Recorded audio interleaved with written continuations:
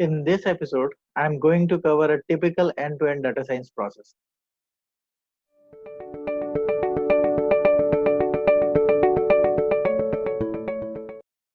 Hello everyone, welcome to my channel. From data science use case identification to deployment of the models in production, so much goes into data science projects.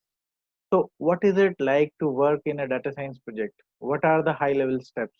Let's have a look in this episode.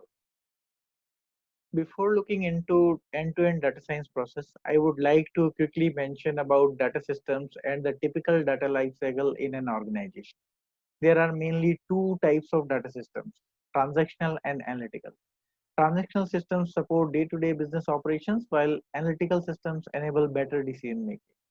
Basically, the raw data is collected, stored, processed, analyzed, and presented to the business stakeholders as actionable insight. As data gets old and less relevant, it can be archived and parsed based on the requirement. Now let's have a look at the high level steps in data science project. The first step is identify. Most of the time you may start with defining the problem statement, but many a times you may not have a problem at hand to solve. In that case, you may need to first identify the use cases for data science and may also need to qualify those use cases.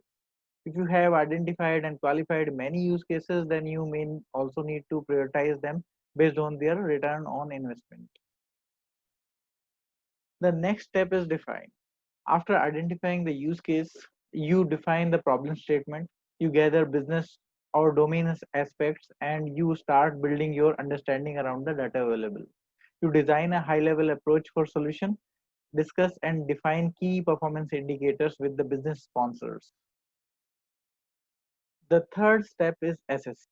Most of the time, it is worthwhile to start with a prototype or proof of concept rather than involving in a full-fledged project.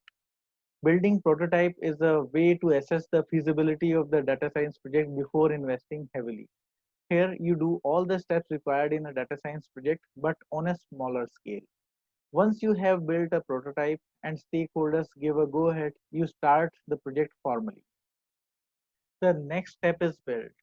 You collect and explore the data, you validate and clean it, you apply transformations to make the data ready to be consumed for core data science tasks. Then you build the necessary features, split the train, validation, and test dataset, and also train, validate, and tune the model.